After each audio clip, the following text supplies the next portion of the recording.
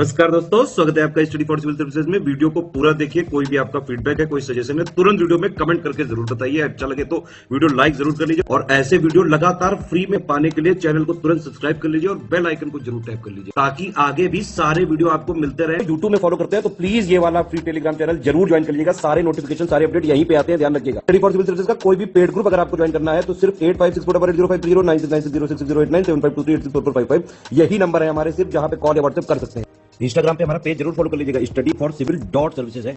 Twitter पे हमको जरूर फॉलो कर लीजिएगा, @स्टडी फॉर सिविल्स है। नमस्कार दोस्तों, एक बार फिर से आपका बहुत बहुत स्वागत है स्टडी फॉर सिविल सर्विसेज में। और मैं एसके त्रिपाठी आज आप सभी के साथ जो हमारी daily current affairs news analysis की सीरीज है उसको यहाँ पर बाइलिंगुअल मैनर में कंटिन्यू करूंगा, कवर करूंगा।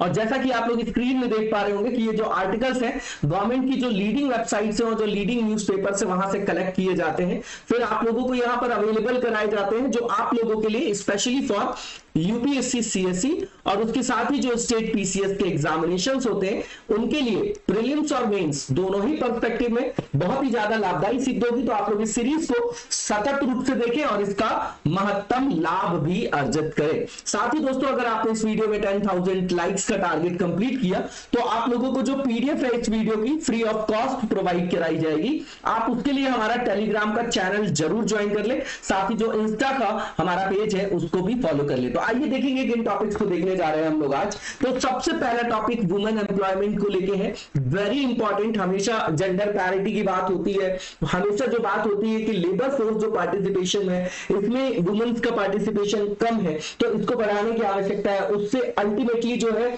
जीडीपी में भी ग्रोथ देखा जाएगा और समाज में जो है समरसता आएगी, समानता का सिद्धांत जो है उसको मूर्त रूप में स्थापित किया जा सकेगा।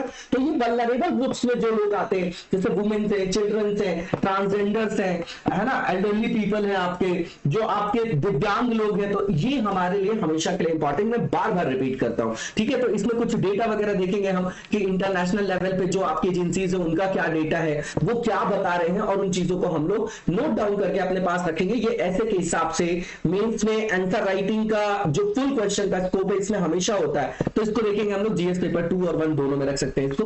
दूसरा जो यहाँ पर टॉपिक है बैम्बू ड्वेलिंग बैट है, तो ये बिल्कुल कंटेक्चुअल टॉपिक है ना, स्पीसीज से रिलेटेड एनवायरमेंट का है, जीएस पेपर 3 में रख सकते हैं, ठीक है। नॉर्थ ईस्ट में जो है इस तरीके के बैट को देखा गया और कौन से जो बैट वहां पर पाए जाते हैं, नॉर्मल सी चीजें सबको रटना नहीं है, ठीक है ना।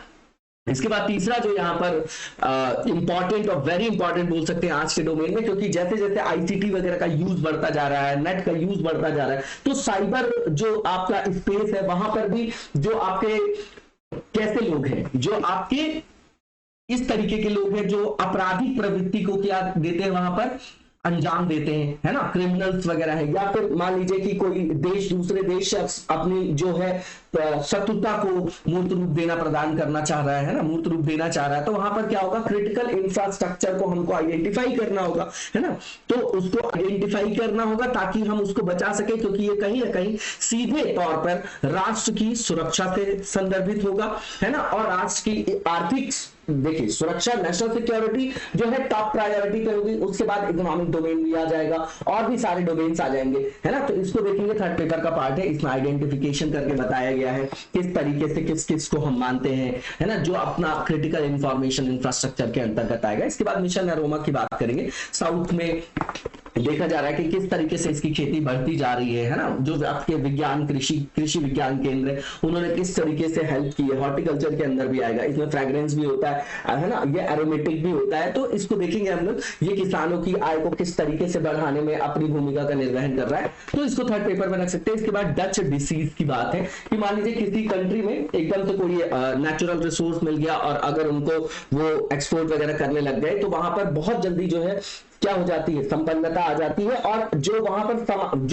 पर विकास होता है वो बिल्कुल कैसा होता है, असमान होता है कि किसी एक सेक्टर में बहुत ज्यादा हो गया, है ना।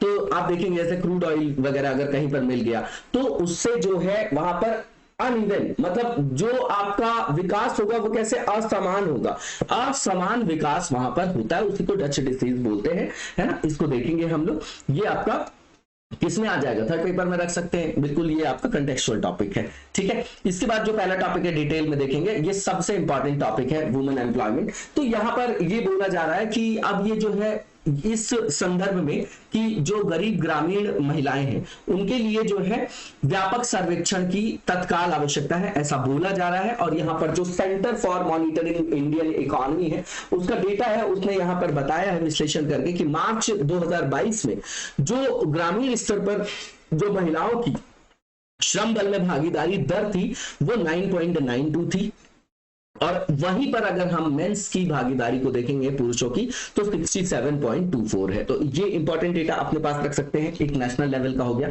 इसके बाद सिग्निफिकेंस क्या है वुमेन्स का, तो सीधी बात है भाई कि सिग्निफिकेंस तो होगा ही ना, महिला और पुरुष जो है वो बराबर हैं, बिल्कुल, है ना। तो अगर इस तरीके से किसी क्षेत्र में डिस्पैरिटी होगी कि महिलाओं की भागीदारी कम होगी तो कभी भी देश का जो है सतत और समुचित विकास नहीं हो सकता। अब यहां पर जो periodic labour force survey report आई है ministry of statistics and programme implementation की, उसमें बताया गया है कि जो female labour force participation rate है वो 25.1% है ना, और मेल का जो यहाँ पर कंट्रीब्यूशन बता रहे हैं, ये जो रेट बता रहे हैं पार्टिसिपेशन में, किसमें पार्टिसिपेशन में, लेबर फोर्स में, तो 57.5 है। देखिए डबल से भी ज्यादा का फर्क है दोनों में।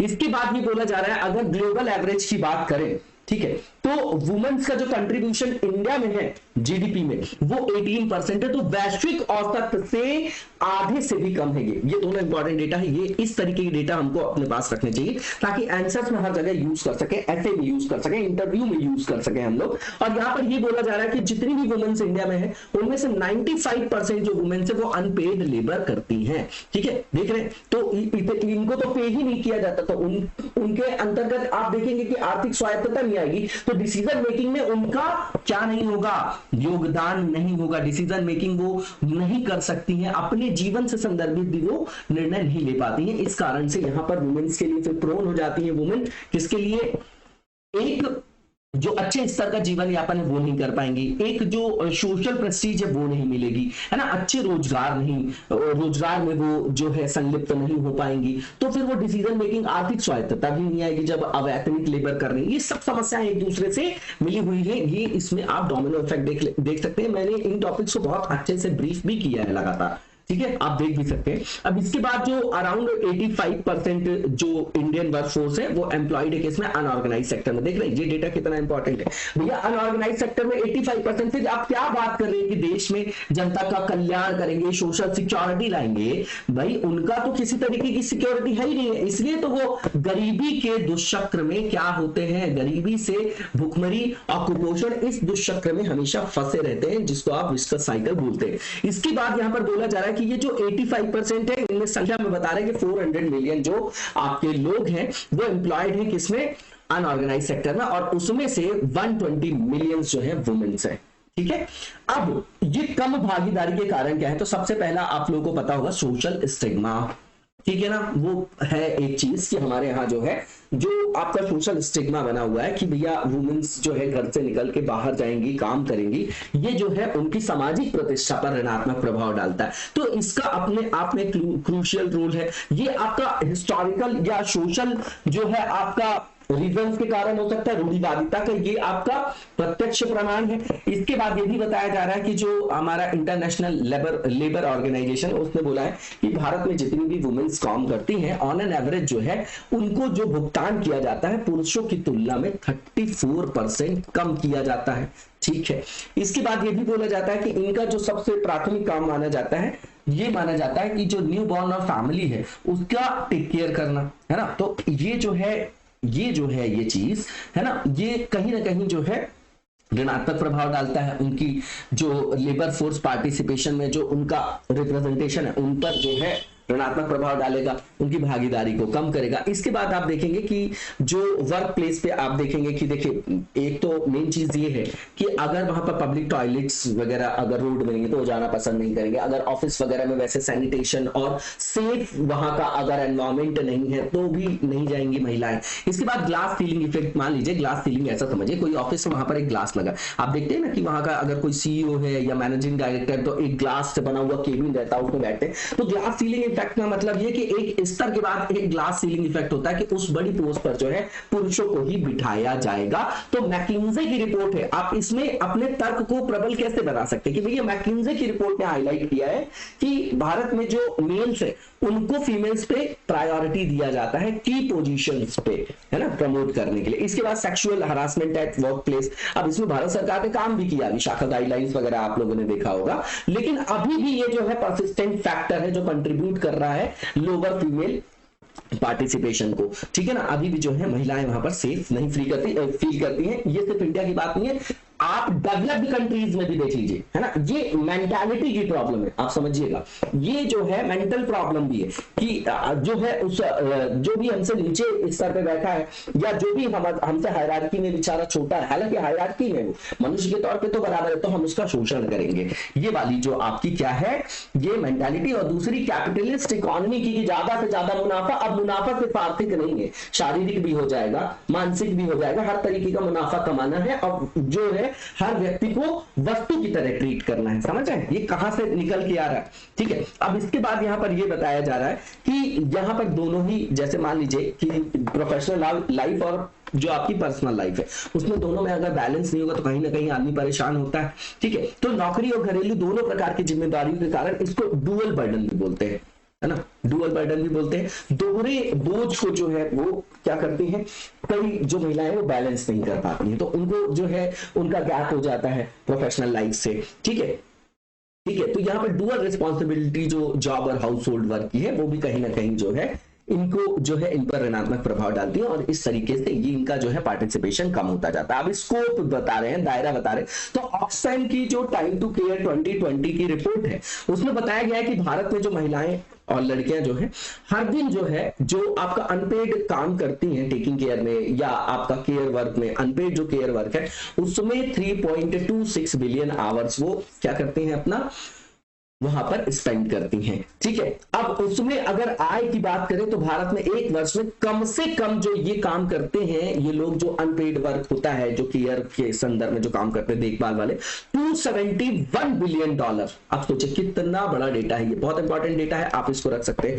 IMF का डेटा बता रहे हैं कि अगर जेंडर पैरिटी हो जाए हमारे यहाँ, वर्क फोर्स पार्टिसिपेशन जो है, लेबर फोर्स जो पार्टिसिपेशन उसमें अगर पैरिटी आ जाए, क्षमता आ जाए मेल और फीमेल्स में, तो इंडिया की GDP ऑलरेडी इंक्रीज हो जाएगी एज मच एज क्या बोल रहे हैं 27%। बहुत ज्यादा, बहुत बड़ा डेटा होता है ये, ठीक है। अब बाकी सब हम प्रावधान उठा रहे हैं, इस पे हम काम नहीं कर रहे। वर्ल्ड बैंक की एक रिपोर्ट है कि ये बोला जाता है कि अगर महिलाओं के पास अगर नौकरी का समान हिस्सा हो पुरुषों के संदर्भ में बात करें तो GDP की विकास दर में 9% की बढ़ोतरी देखी जा सकती है ना, 9%, ठीक है। अब यहां पर जो मैकिन्जे ग्लोबल इंस्टीट्यूट है उसने भी अपना आंकड़ा दिया है, एस्टिमेट करके बताया है कि अगर इक्वल अपॉर्चुनिटी मिले वुमेन्स को, ठीक है, उनको जो है इक्वल अपॉर्चुनिटी ऑफर किया जाए, समान अवसर दिया जाए उनको, तो जो हमारी सकल घरेलू उत्पाद है GDP है उसमें 2025 तक 770 बिलियन डॉलर जो है ऐड किए जा सकते हैं। देख रहे हैं। अब इसमें एक दो डेटा जो है आप अपने पास रख लीजिए, IMF का डेटा रख लिया आपने, वर्ल्ड बैंक का डेटा रख लिया या मैकिन्जे का, एक दो डेटा इंटरनेशनल रख लिया, एक आध डेटा हमने नेशनल लेवल का रख लिया, दैट्स इट, हमारा काम हो गया, ठीक है। अब इसका क्या क्या है तो सब आपको पता है। मैटरनिटी बेनिफिट एक्ट लाया गया 2017, तो उसमें ईज ऑफ डूइंग बिजनेस है कि किस तरीके से जो है वर्क प्लेस से या उनकी प्रोफेशनल लाइफ से गैप ना हो तो उनको जो है वहां पर क्या करना, उनको जो है प्रोत्साहन के लिए कई सारे प्रावधान करना, इसमें देखा गया है ना, ठीक है। अब इसके बाद sexual harassment of women at work place 2013 है ना, ये लाया गया, आप लोगों को पता होगा, निर्भया के बाद वाला है ये आपका। इसके बाद कार्यस्थल पर जो महिलाओं का यौन उत्पीड़न है वो आपका विशाखा गाइडलाइन से आया, बाद में फिर उसमें जो है और भी अपग्रेडेशन किया गया। इसके बाद 2018 का जो बजट है उसमें जो EPFO में इनका कंट्रीब्यूशन था महिलाओं का, तो 12% से घटा के वहां पर 8% किया गया, ताकि उनके हाथ में जो है ज्यादा से ज्यादा सेविंग हो सके और वो मोटिवेट भी हो सके आने के लिए, काम करने के लिए, कहां पर, प्रोफेशनल फील्ड में। इसके बाद बेटी बचाओ बेटी पढ़ाओ स्कीम है ना, तो इसमें एजुकेशन पे भी फोकस है, ठीक है। और जेंडर जो है आपका बायसनेस है उसको भी खत्म करना है, रूढ़िवादिता को खत्म करना, महिलाओं का सशक्तिकरण भी है बेटियों का इसमें, और और उसके अलावा जो आपका सेक्स रेशो है उसको भी मेंटेन करना है, ठीक है। तो इंपॉर्टेंट है ये भी। इसके बाद जो आपका एंटरप्रेन्योरशिप है वुमेन्स के संदर्भ में, स्टैंड अप इंडिया स्कीम है, इसके द्वारा भी जो है प्रमोट किया जा रहा है। किरण स्कीम वगैरह सुना होगा आप लोगों ने, महिलाओं से रिलेटेड स्कीम है। महिला क्वायर स्कीम सुना होगा आप लोगों ने। तो ये सब क्या महिलाओं के लिए जो स्पेसिफिक स्कीम है वो यहाँ पर हम कोट कर सकते हैं, बहुत सारी है। एग्रीकल्चर में भी है, हर डोमेन में होता है, और डोमेन वाइज जब हम आंसर या ऐसे में लिखते हैं अपनी योजनाओं को तो ज्यादा अच्छे मार्क्स को हम फेच करते हैं। उसके बाद वे फॉरवर्ड क्या है, तो सीधी बात है कि जो केयर इकोनॉमी है, ठीक है, उसमें उनके रोल को रिकॉग्नाइज करने की आवश्यकता है, एक्नॉलेज करने की। ऐसा नहीं है कि वो काम करने में जो है उनको मेहनत नहीं लगती या उनका दिमाग नहीं लगता, तो उनको जो है क्या करना है, उनको एक्नॉलेज करने की आवश्यकता है। ये बहुत इंपॉर्टेंट पॉइंट है, ठीक है। इसके बाद आप देखेंगे कि जो भी सैनिटेशन या क्रैच फैसिलिटी है ना, क्रैच फैसिलिटी वगैरह जो वर्क प्लेस में है उसको सशक्त करना और उसको अच्छे स्तर, अच्छे मानकों के साथ उसको स्थापित करना और जो है उसको हर जगह प्रोवाइड करना, ताकि महिलाएं वहां पर सेफली जाके इन सुविधाओं का क्या कर सके, फायदा उठा सके। इसके बाद ये समझ लीजिए कि कई सारे जो एक्ट है उनके जो प्रोविजंस है ना, उनको जो है रिव्यू करने की आवश्यकता है और उनका जो इम्प्लीमेंटेशन है वो भी अच्छे तरीके से किए जाने की आवश्यकता है। इसके बाद जो वर्किंग कंडीशन है उसमें भी फ्लेक्सिबिलिटी लाना चाहिए, लचीलापन हो वहां पर, और जो पार्टिसिपेशन है ताकि इनका प्रमोट किया जा सके, और जेंडर स्पेसिफिक डेटा आए ताकि उससे संदर्भित जो भी आपका वहां पर कदम उठाना है वो गवर्नमेंट उठा सके, है ना। तो पॉलिसी जो आपका फॉर्मेशन है उसको भी इंप्रूव किया जा सके ताकि। इसके बाद digital literacy, skill upgradation, market की डिमांड के हिसाब से जो है स्किल डेवलपमेंट किया जाना चाहिए। उनको स्किल डेवलपमेंट जैसे प्रोग्राम को मुहैया कराना चाहिए ताकि जो है वो क्वालिटेटिव वर्क भी प्रदान कर सके और खुद का जो है वो स्किल डेवलपमेंट कौशल उन्नयन करके जो है वो जो श्रम भागीदारी है, जो आपका प्रोफेशनल फील्ड है वहां पर अपनी भागीदारी को सुनिश्चित कर पाए, है ना, जो आपकी फीमेल से। इसके बाद जो एसएचजी का यूज कर सकते हैं, है ना, उनको क्रेडिट फैसिलिटीज प्रोवाइड कर सकते हैं उसके माध्यम से, है ना, ताकि उनको जो है आर्थिक रूप से स्वायत्त होने में क्या कर सके, सहायता प्रदान कर सके। इसके बाद जो नेक्स्ट टॉपिक है वो आपका बैम्बू ड्वेलिंग बैट है। तो मेघालय का जो आपका रीभोई डिस्ट्रिक्ट है वहां पर ये पाया जाता है, ये नई स्पीसीज पाई गई है ना, ये याद रखिएगा, नॉर्थ ईस्ट में मेघालय से रिलेटेड है, ठीक है। तो ये कहां पाया गया है, तो जो आपका नोंगा खाइलम वन्य जीव अभयारण्य उसके पास देखा गया है। इसका जो नाम रखा गया है साइंटिफिक जो बोलते हैं, तो आपका ग्लिस्क्रोफस आपका मेघालय जो आपका मेघालायनस नाम दिया गया है, देख लीजिएगा इसको।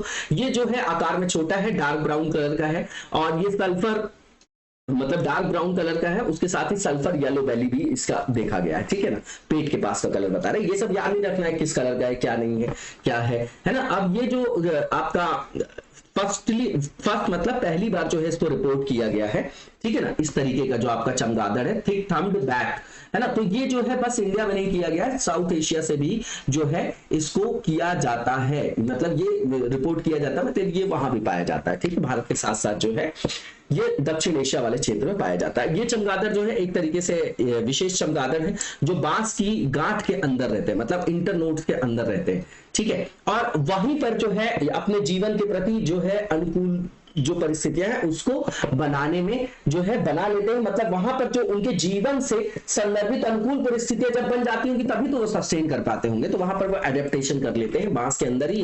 ये जो इंपॉर्टेंट पॉइंट है, ठीक है ना, ये प्रकृति का न्याय देख रहे हैं आप लोग। अब यहाँ पर जो नॉमेनक्लेचर है इसका वो मान लीजिए कि स्थानिक है। मेघालय के चमगादड़ों की बात करें तो इनमें से कुछ प्रजातियां जो है यहाँ पर इंडेमिक भी है ना, जो आपकी क्या है यहीं पर पाई जाती है, ठीक है। तो ये आपका न्यू स्पीसीज जो है वो यहीं पर पाई गई है, कुछ प्रजातियां जो यहाँ के लिए स्थानिक है, ये इतना इंपॉर्टेंट पॉइंट नहीं है। इसके बाद जो नेक्स्ट यहाँ पर पॉइंट लिखा गया है कि बहुत सारे चमगादड़ों का आश्रय गृह है वो आपका मेघालय, है ना। तो उसके कारण जो है वहां पर क्या कारण होगा कि वहां पर उस तरीके के बैट्स वगैरह की आबादी जो है ज्यादा पाई जाती है, उसका कारण ये है कि उनके लिए फेवरेबल कंडीशंस होंगी, बिल्कुल नॉर्मल सा रैशनल है यहाँ पर। इसके बाद आप देखेंगे कि यहाँ पर जो आपके गुफा में रहने वाले चमगादड़ों की कई प्रजातियां हैं, उसमें जो फेमस है आपकी उसमें से दो याद रखिएगा, एक तो लीफ नोज्ड बैट्स है और एक आपका हॉर्स शू बैट है।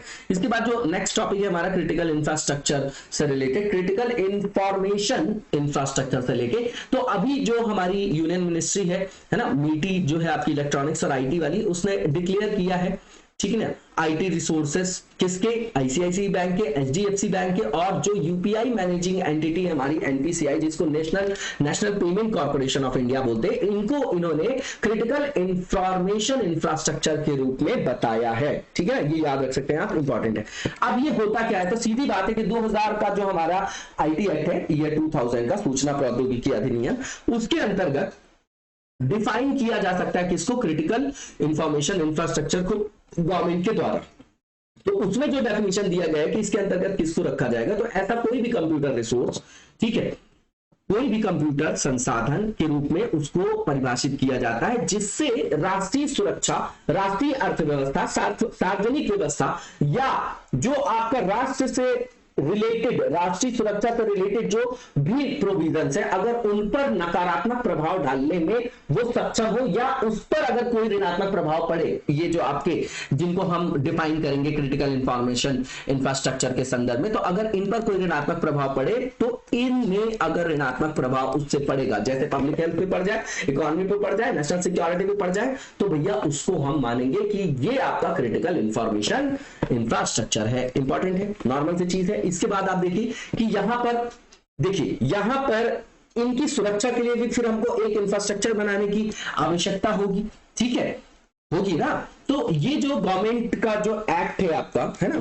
तो ये जो गवर्नमेंट का एक्ट है, इसी के अंतर्गत गवर्नमेंट जो है क्रिटिकल इंफॉर्मेशन इंफ्रास्ट्रक्चर को जो है वहां पर प्रोटेक्ट करने के लिए उसको जो है वहां पर क्या करती है, बताती कि भैया ये हमारे महत्वपूर्ण सूचना और संरचना के रूप में हम घोषित कर रहे हैं और इनकी सुरक्षा जो है ये आवश्यक है। ठीक है, कोई भी व्यक्ति जो इस तरीके के इंफ्रास्ट्रक्चर को या इस तरीके की जो आपकी सिक्योर आपका इंफॉर्मेशन से रिलेटेड जो आपका डेटाबेस है या जो भी आपका क्रिटिकल इंफ्रास्ट्रक्चर है, तो अगर उसको एक्सेस करे कोई, है ना, या अटेम्प्ट करे कि भैया हम इस सिक्योर एक्सेस, जो भी आपका सिक्योर डोमेन है उसको एक्सेस कर ले, है ना, तो वो क्या होगा, प्रतिबंधित क्षेत्र में अगर वो एक्सेस करने की कोशिश करेंगे तो उस तरीके का अगर वायलेशन देखा गया तो इसमें पनिशमेंट जो है, जेल जो है, जो आज जो मतलब कारावास का प्रावधान है, वो 10 ईयर्स तक की यहां पर सजा दिया जा सकता है। अब इसके अंतर्गत क्रिटिकल इंफॉर्मेशन इंफ्रास्ट्रक्चर में आपके इंक्लूडेड है, आपके नेचुरल में आप देखेंगे तो जैसे आपके अर्थक्वेक है, सुनामी है ना,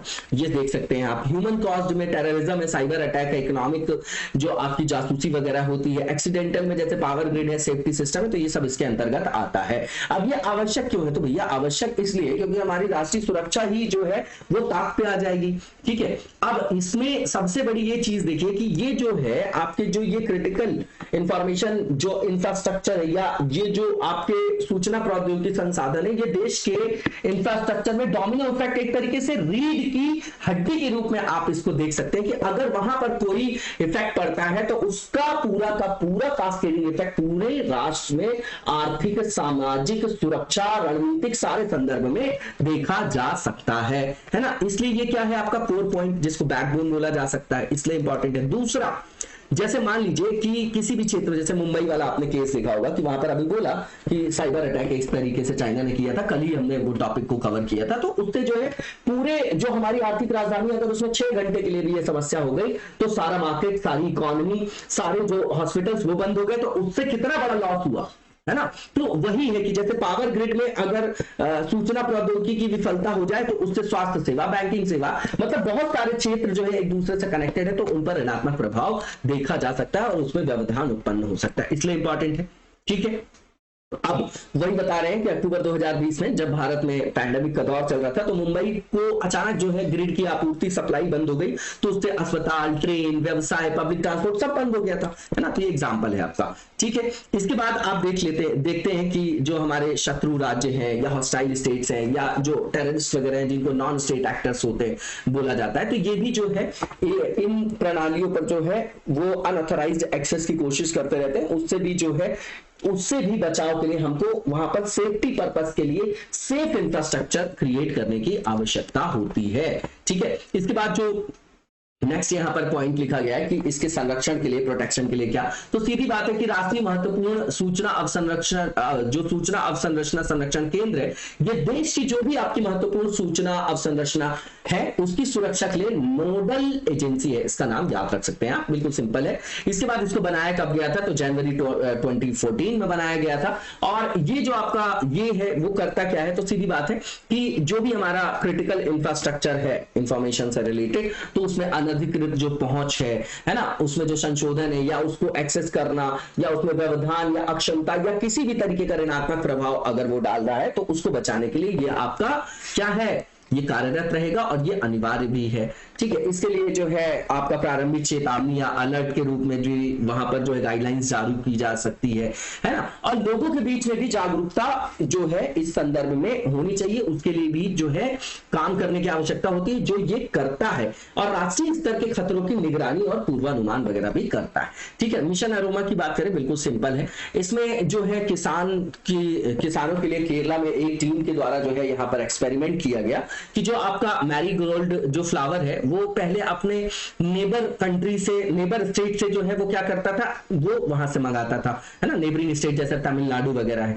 लेकिन इस साल जो है वहां पर खुद ही जो है उन्होंने उसको क्या किया है, उत्पादन किया, उसको उगाया है। कृषि विज्ञान केंद्र ने उनको हेल्प किया है, जिससे उनको उत्पादन में हेल्प मिली है। तो इसको देखेंगे हम लोग, नॉर्मल सी चीज है, हॉर्टिकल्चर के अंदर इसको समझ सकते हैं आप। तो केरल में बड़ी संख्या में विज्ञान जो आपके केंद्र है, कृषि विज्ञान केंद्र, उन्होंने सफल हस्तक्षेप किया। तो उसके कारण जो वो तमिलनाडु वगैरह से थोक में खरीद रहे थे, तो अब खरीद नहीं रहे, वो खुद ही उत्पादन कर रहे हैं। तो इससे वहां के किसानों का जो है सामाजिक आर्थिक रूप से उन्नयन होगा, सशक्तिकरण होगा, उनकी इनकम बढ़ेगी। ठीक है, अब कई सारे जो है एरोमेटिक प्लांट्स होते हैं, है ना, जिनका जो अपने आप में क्या उनका मेडिसिनल यूज भी होता है, फ्रेग्रेंस वगैरह में भी होता है ना।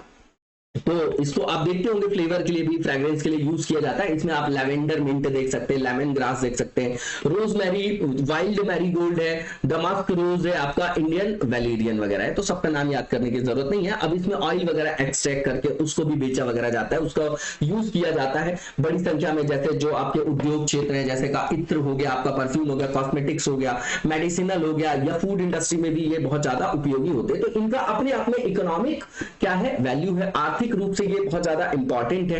ठीक है, तो इसको बढ़ावा देने के लिए भारत सरकार ने वर्ष 2017 में मिशन अरोमा भी लॉन्च किया था। अब मिशन अरोमा जो है लॉन्च किया गया 2017 में। इसका ऑब्जेक्टिव क्या होगा, तो भैया सीधी बात है कि जो भी एरोमेटिक क्रॉप्स ऐसी हैं जिनका इकोनॉमिकली इंपॉर्टेंस है ना, इकोनॉमिक डोमेन में उनका इंपॉर्टेंस है, तो उनकी कल्टीवेशन को प्रमोट किया जाए। इसमें जो नोडल एजेंसी है वो council of scientific and industrial research, central institute of medicinal and aromatic plant Lucknow है। ठीक है, इसका मेन फोकस क्या है, तो सीधी बात है कि इसका मेन फोकस ये कि जो एरोमेटिक प्लांट्स हैं, है ना, उनको जो है उनकी खेती को बढ़ावा देने के लिए, सुगंधित पौधे की जो खेती है उसकी बढ़ावा देने के लिए किसानों को वो जो सुगंधित पौधे वो मुफ्त में वितरण करना, उसके बारे में अवेयरनेस लाना कि भैया आप इसका उत्पादन करें आराम से, उसके लिए उनको जो है मोटिवेट करना। उसके बाद सुगंधित पौधे से कैसे आवश्यक तेल निकालना है, उसके लिए यूनिट्स को वहां पर स्टेबल करना, सेटअप करना उनका। ठीक है, उसके बाद जो किसानों के लिए जो आजीविका है ना, किसानों की जो आय बढ़ाने का हमारा एम है,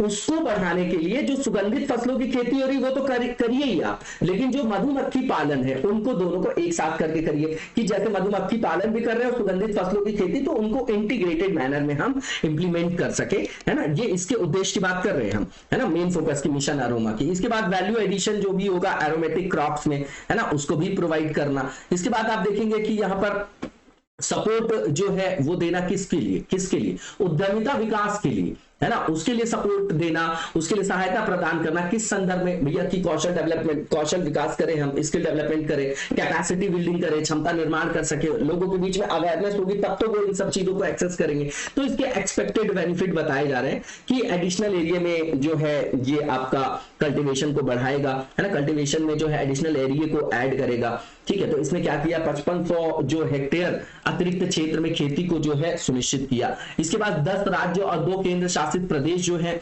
उसमें जो आपका ये मैरीगोल्ड है, ठीक है, ये जो आपका भारतीय वैलेरियन है, लेमन ग्रास है, तो इसका क्षेत्र बढ़कर इतना हो गया 538 हेक्टेयर। तो ये सब याद नहीं रखना है, सीधे ये याद रखना है कि इससे जो है उत्पादन बढ़ा है इन एरोमेटिक प्लांट्स वगैरह का। ठीक है, अब इससे जो है इनकम जो होगी वो बढ़ेगी, फार्मर्स की नहीं बढ़ेगी, बिल्कुल बढ़ेगी। अब आप देखेंगे कि यहां पर ये एक्सपेक्टेड है कि जो आपकी इनकम है किसकी, फार्मर्स की, वो कितनी बढ़ गई, तो 30,000 से 60,000 तक पर हेक्टेयर पर ईयर के हिसाब से बढ़ेगी, ऐसा बता रहे हैं यहाँ पर। ठीक है, अब यहाँ पर 25,000 से ज्यादा जो आपकी कृषक फैमिलीज हैं उनको डायरेक्टली फायदा होगा, है ना, उनको जो है एडिशनल अतिरिक्त रोजगार के जो आपके अवसर है वो उपलब्ध होंगे।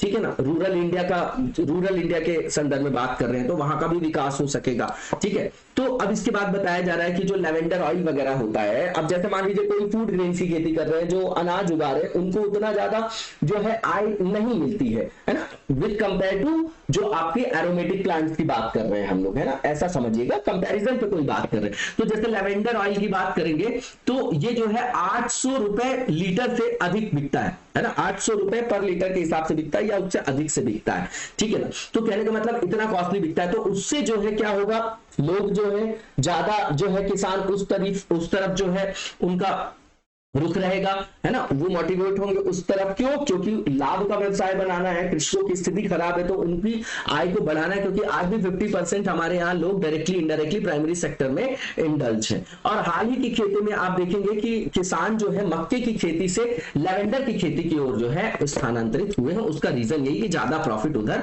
मिल रहा है। इसके बाद आप देखेंगे कि जो हिमाचल प्रदेश है वो लार्जेस्ट प्रोड्यूसर के रूप में उभरा है, किसके, वाइल्ड मैरीगोल्ड के ऑयल के, ठीक है ना, कंट्री में। ठीक है, तो ये एक तरीके से सेल्फ रिलायंट इंडिया की तरफ भी एक हमारा कदम है ना, आत्मनिर्भर भारत के रूप में। ठीक है, इसको एक्सपोर्ट वगैरह करेंगे तो उससे भी फायदा होगा। ठीक है, बहुत सारी चीजों को आप यहाँ पर कनेक्ट कर सकते हैं। डच डिसीज की बात करें तो इसमें बताया जा रहा है कि किस तरीके से किसी देश में अनइवन ग्रोथ एकदम से आ जाती है, अगर कोई अचानक से कोई प्राकृतिक संसाधन की प्राप्ति हो जाती है तो उसी को बोला जाता है डच डिसीज। एक इकोनॉमिक टर्म है, इसको फेज भी बोला जा सकता है। तो इसको रेफर किया जाता है जब कोई भी कंट्री जो है इस तरीके के विकास का साक्ष्य बनती है जो असमान और अचानक होता है, कोई भी नेचुरल रिसोर्स की एकदम से वहां पर प्राप्ति होने से। नॉर्मल सी चीज है ना, लार्जली जो है ऑयल रिजर्व से इसको कनेक्ट करके देखा जाता है। ये जो है, ये जो सेंटेंस दिया गया, ये जो शब्दावली आई 1960 के दशक में आई, जब क्रूड ऑयल एकदम से उसकी डिस्कवरी हुई, है ना, तो ये जो है उसी समय बोला गया कि ये जो है आपका डच रोग है।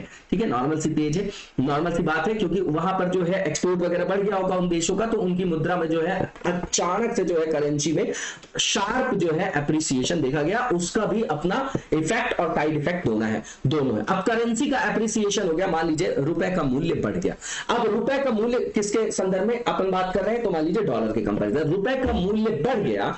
इसका मतलब ये कि जो हम क्या कर रहे हैं, अगर इंपोर्ट कर रहे हैं तो हमारे लिए सस्ता हो जाएगा कि नहीं होगा। अब ये देखिए, ये समझिएगा कि अगर करेंसी का अप्रिसिएशन हो जाता है तो ये इंडस्ट्रीज को अनकंपिटिटिव बना देगी और एडवर्स इंपैक्ट भी डालेगी इकोनॉमी में, ये याद रखिएगा।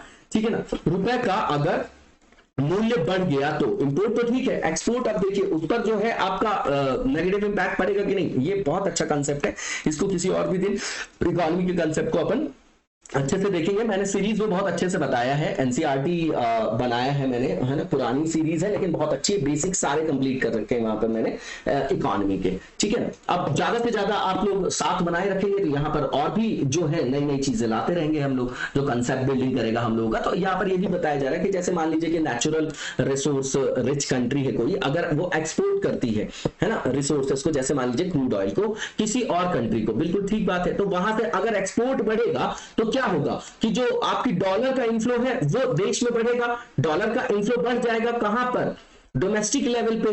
ठीक है, तो उससे क्या होगा कि जब डॉलर ज्यादा बढ़ जाएगा वहां पर, तो बड़े पैमाने पर जो है घरेलू मुद्रा, जब देखिए अब दोनों को कंपैरिजन देखिए, डोमेस्टिक करेंसी कम हो गई और डॉलर की मात्रा बहुत ज्यादा बढ़ गई, तो इससे क्या होगा, बड़े पैमाने पर जो होगा आपकी जो डोमेस्टिक करेंसी है उसका क्या हो जाएगा, उसकी वैल्यू बढ़ जाएगी, डोमेस्टिक करेंसी की वैल्यू बढ़ जाएगी। तो एक स्तर से डोमेस्टिक करेंसी की वैल्यू बढ़ने से भी अर्थव्यवस्था पर ऋणात्मक प्रभाव पड़ता है। अब इसी का इंपैक्ट बता रहे हैं कि मान लीजिए एप्रिसिएशन हो गया डोमेस्टिक करेंसी में, तो भैया ये चीपर इंपोर्ट को तो ये कर देगा क्या, इंश्योर कर देगा कि जो आप आयात कर रहे हैं हम वो थोड़ा सस्ता हो जाएगा हमारे लिए, है ना। लेकिन आप ये देखिए कि एक्सपोर्ट तो महंगा हो जाएगा ना हमारे लिए, जैसे कि एग्रीकल्चरल कमोडिटीज है, तो हर चीज के इफेक्ट और साइड इफेक्ट दोनों होते हैं, उसमें मॉडरेट एक जो है स्टैंड होना चाहिए, है ना। इसके बाद जो है यहां पर ये बोला जा रहा है कि मान लीजिए कि लार्ज स्केल पे करेंसी का अप्रिसिएशन हुआ, तो सीधी बात है कि अगर जो भारतीय रुपए है इसकी वैल्यू बहुत ज्यादा बढ़ गई अगर, तो क्या होगा, जो डोमेस्टिक मैन्युफैक्चरिंग है उस पर भी तो नेगेटिव इंपैक्ट पड़ेगा। तो अगर उस पर नेगेटिव इंपैक्ट पड़ेगा तो अनएम्प्लॉयमेंट बढ़ेगा और अल्टीमेटली देश की अर्थव्यवस्था पर ऋणात्मक प्रभाव डालेगा, जीडीपी ग्रोथ भी वहां पर कम होगी। अब आप देखेंगे कि डच डिसीज जो है उसने अफेक्ट नहीं किया गल्फ कंट्रीज को। उसका कारण ये है कि इन्होंने जो अडॉप्ट किया है ना, वो फिक्स एक्सचेंज रेट रेजिम को नहीं अपनाया। इन्होंने जो है आप देखिएगा कि इन्होंने फिक्स्ड एक्सचेंज रेट रेजीम को, मतलब निश्चित विनिमय दर व्यवस्था को अपनाया है कि मान लीजिए जो फ्लक्चुएशन वगैरह होता है फ्लोटिंग एक्सचेंज रेट रेजीम में, वो इन्होंने इग्नोर किया है, ठीक है। सॉरी, ये समझिएगा कि ये जो आपकी गल्फ कंट्रीज हैं उनको इस डिसीज से कोई फर्क नहीं पड़ा, डच डिसीज से। कारण ये है कि उन्होंने फिक्स्ड जो है आपका एक्सचेंज रेट रिजीम को अपनाया है, ठीक है। मतलब जो आपका फ्लोटिंग होता है ना, फ्लोटिंग मतलब जो चेंज होता रहता है, जिससे फ्लक्चुएशन आता है, वो फ्लक्चुएशन से बचने के लिए उन्होंने निश्चित विनिमय दर व्यवस्था को अपनाया है, इसलिए इन पर जो है ऋणात्मक प्रभाव नहीं पड़ा। इसके बाद जो नेक्स्ट फेज है हमारा एमसीक्यू से रिलेटेड है। विश्व शरणार्थी दिवस के बारे में यहाँ पर स्टेटमेंट दिए गए, बताना है कौन सा ट्रू है। तो पहला ये है कि ये जो डे ऑब्जर्व किया जाता है हर साल 20 जून को किया जाता है, 20 जून 2001 से इसको मनाया जा रहा है। इसके बाद जो दूसरा स्टेटमेंट है कि इसकी थीम क्या थी इस साल, तो भैया इसकी जो थीम है इस साल, whoever, wherever, whenever, everyone has the right to seek safety, उससे संदर्भित है ये आपका, बिल्कुल ठीक है दूसरा स्टेटमेंट। तीसरा ये कि पहली बार जो इस रिफ्यूजी डे को ऑब्जर्व किया गया था जून 2002 में मनाया गया था, ठीक है। तो इसका मतलब क्या कि जो लास्ट स्टेटमेंट लिखा है कि पहला जो शरणार्थी दिवस मनाया गया था 20 जून 2002, ये गलत है क्योंकि ये 2001 में मनाया गया था, ठीक है। तो पहला और दूसरा स्टेटमेंट सही है, तीसरा गलत हो गया क्योंकि सही बताना था। तो यहां पर आंसर आपको ओनली 1 एंड 2 आर जो है आपके क्या हो जाएंगे, देखिए यहां पर पूछा गया सही विकल्प का, तो ये समझ लीजिएगा कि पहला और दूसरा सही है, ठीक है, और जो तीसरा आपका स्टेटमेंट है वो गलत है। तो यहां पर टाइपिंग मिस्टेक हो गई होगी, आप क्वेश्चन पर फोकस करिए। पहला और दूसरा स्टेटमेंट जो है वो ट्रू है, तीसरा आपका गलत है, ठीक है। इसके बाद जो नेक्स्ट हमारा एमसीक्यू है उसमें पूछा जा रहा है कि जो ब्लू ब्लॉब है उसके संदर्भ में यहाँ पर स्टेटमेंट दिए गए, बताना कौन सा ट्रू है। तो पहला ये कि ये आपका नॉर्थ अटलांटिक जो ओशियन है उसमें आइसलैंड और जो ग्रीनलैंड है उसके साउथ में असामान्य रूप से ये जो है आपका कोल्ड पैच से रिलेटेड है, ठंडे पैच से रिलेटेड, बिल्कुल ठीक है पहला स्टेटमेंट। दूसरा ये कि ये जो आर्कटिक आपका ओशियन है ना, आर्कटिक ओशियन जो वहां पर आर्कटिक समुद्री बर्फ है उसके पिघलने को अस्थायी रूप से ये रोकने में मदद करेगी, बिल्कुल ठीक है ये। और तीसरा ये जो मोस्ट प्रोमिनेंट है ये आपका कब रहता है, मतलब it was most prominent during the winter of 2014-2015 जब सी सरफेस टेम्परेचर जो है कितना हो गया था 1.4 डिग्री सेल्सियस कोल्डर था नॉर्मल कंडीशंस के संदर्भ में। तो बिल्कुल ठीक है तीनों स्टेटमेंट, इसका आंसर आपका ऑल ऑफ द अबव हो जाएगा। इसी के साथ आज के वीडियो को यहीं पर विराम देंगे, नेक्स्ट वीडियो में कंटिन्यू करेंगे। तब तक लगातार जबरदस्त तरीके से पढ़ते रहिए और आगे बढ़ते रहिए। Thank you so much, best of luck.